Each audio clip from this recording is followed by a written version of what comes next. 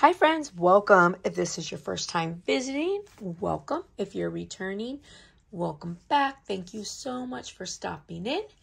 And if you haven't already done so, hit the subscribe button. I'd love to have you as a subby friend. And if you like the video, give it a big thumbs up. So today we're going to be doing a super easy video. And it is going to be a Dollar Tree DIY organizational video. It's really like a to-do list. And this is great. You can use it to make like a chore list. I love these and I just wanted to share. It's so simple, but they're so great. So I'm using my Cricut and I, just cut out some pieces with my Cricut. If you don't have that, you can write it on there, or, you can stencil it with some paint, or, you can get like letter stickers. And then Dollar Tree has the rub off stickers and letters that are so cute, and you can get them in like black and gold. So there's so much you can do. All right. So we're using, this is the Dollar Tree photo frame. It's 10 by 8. So this is the acrylic frame, and it has this piece in here that we're going to take out. And again, super easy, but awesome. Now you can use this and, just trace whatever you're going to use as your background. Or, well, you can't really turn this one over, but you could just put like a piece of paper in there if you wanted to. But I like these because you can make them match your aesthetic, right? So this is in my room. So this is going to be my to-do list for school. And these are great. So you can make a grocery list, and this can sit grocery list, chores. You can, you can line this, line up your vinyl as a calendar, whatever it is that you want to do. These are so awesome. And then I use my Cricut to cut out my paper because I have it, so why not make it perfect? If you don't have a Cricut or a Silhouette, you don't have to do that, of course. And these are so nice because you can use any paper, you can change it out, and you can make your background just match and look really nice. All right, so for any of you guys that are new with a Cricut, do you see how this paper is curved? I was fine with it because I knew it was going to curve, and I was fine with it because I'm putting it inside my frame. However, it's like this because I used a too sticky of a mat for paper. So instead of using my blue mat, I just kept my same green mat when I cut my vinyl. And then you have to, even though I turned it over, you have to pull it harder and it makes it curve. Just so you know. So super simple. I am going to take my paper and I'm going to fit it inside my frame. And already look how pretty this is.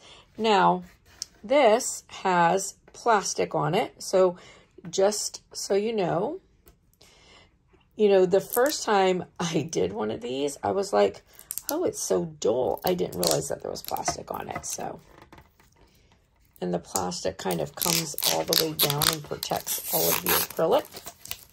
So we're going to take off the plastic.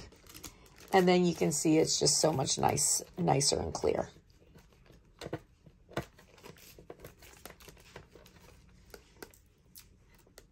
So, if you're a teacher, or if you want to do something for a teacher, like these are great. You can put these in your room and put like the homework assignment on it, right? And then set it up on your desk so that the kids, don't forget. I'm just going to put this like this. I'm going to lean it up like this. But again, so, this is going to be in my room. So I wanted this pretty green color. And then you do whatever, aesthetic kind of works for you, right? So mine is to do, again, like chores, whatever. Now I'm choosing to do white, and I'm just going to kind of guesstimate. You do it how you want.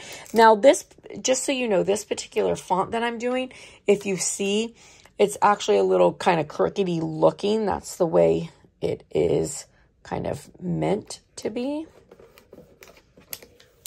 And I'm doing white just because I can, you know, change it out, and white goes with so many different colors. And then for me, I also wanted to be I wanted to divide it in half. So I just went to my,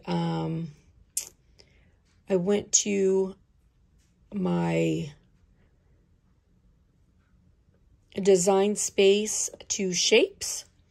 And then I just picked this. I took this one with I wanted this little kind of pointy end on there. And then I just unlocked it and I made it super thin to make my line. I know it's not even, but that's okay. I just want to be able to divide out. And so now I have a to-do list. And so these are great because I had a marker out. Where did I put it? Oh, here's a marker. You can just use your marker. Oh, and I got a marker that doesn't work. Went and found a dry erase marker. So you have to use dry erase markers on these. I once used a Sharpie and I had to use alcohol to clean it off. So just like a dry erase board, you do have to use a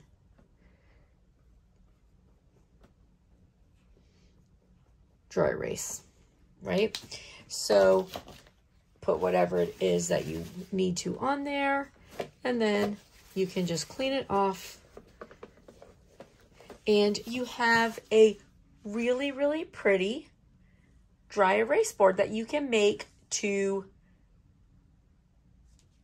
you know, go along with whatever aesthetic that you want it to do.